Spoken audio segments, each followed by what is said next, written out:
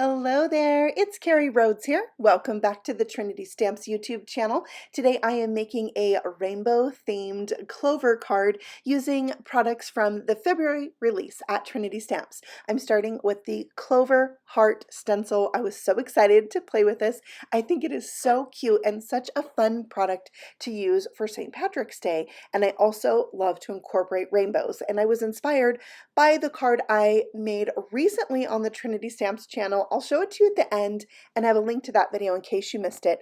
But I'm using my Distress Oxide inks in Kitsch Flamingo, Mustard Seed, and Salvage Patina and having them blend over each other to create a rainbow. I'm going to spritz that with water to get those nice oxidized marks, those little droplets. I love that look. And then I need to let this dry for just a minute so that I can go ahead and do some stenciling.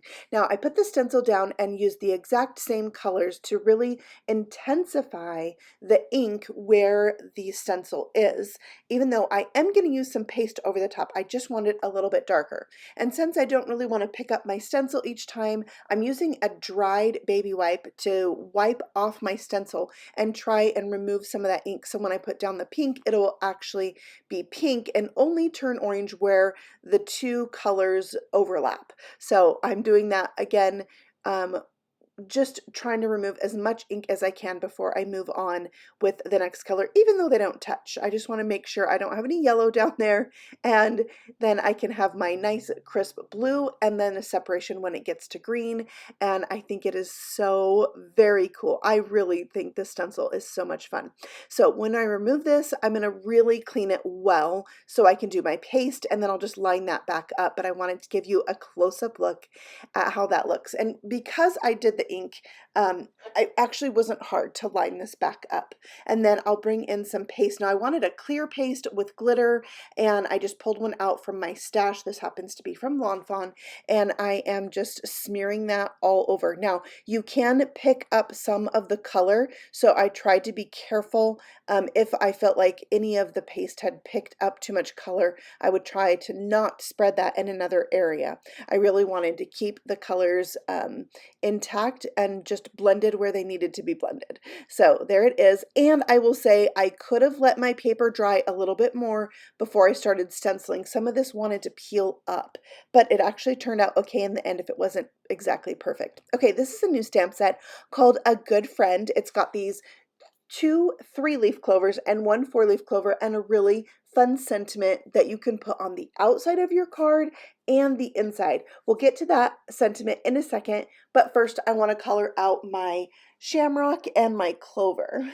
So I am using just some YG markers. I started with YG11, now I'm moving in with YG09 and keeping the darkest colors at the center. I worked from my lightest color to my darkest color. I don't always do that, it just happens to be how I colored this one today. And then I have YG06, that is my mid-tone marker. I guess I went light, dark, mid-tone. That's what I did. Yeah, blended it out. But sometimes having that like layer of the light color down first really helps the darker color to blend out. And I really wanted a soft blend here. But on my other clover, on the 3-leaf clover, I wanted a rainbow. So I'm going to bring in some different markers and just color this, starting with pink in the center and working my way out to blue. So it kind of matches the outside of my card and repeats that rainbow effect. And I thought it looked so cool and just fun to do something different with these stamps than always color them green.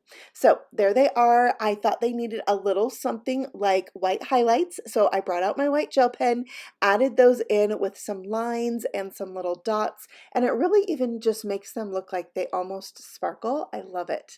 So that finishes the coloring portion up, and then there are coordinating dies for these, so I'm cutting those out. They'll be ready to go onto my card. Look how cute they look, all die cut out. I love it. All right, so now it's time for the sentiment part of the card. I am stamping the sentiment on the outside that reads, "A good friend is like a 4-leaf clover," and then it has the dot, dot, dot, so you can put the other sentiment on the inside. And I'm going to emboss the outside sentiment with some gold powder, and that just really adds that extra element of St. Patrick's Day with a little touch of gold. And I'm heating this from the back and just kind of going fast, taking the heat gun away for a minute because I don't want to affect any of that paste that's already there. I'm adding my 4-leaf clover there. I have a foam square but used a little bit of glue too because I'm going over a bumpy surface with that paste. And then to glue my card down, I used liquid glue, but also some double-sided tape because my paper is a little bit warped from everything that I did to it. And then it's time to embellish. So I'm bringing out my rhinestones. You can see I have them in all the colors because I love them so much. And then I can match my rhinestone to the color that I'm sticking it on, and it really makes them a little bit more subtle and just really blend in with the look of the background. And I think that is so very cool. I'm not sure if I needed a few more gems on there. What do you think? Should I have put more on there? I might have to go back and add more.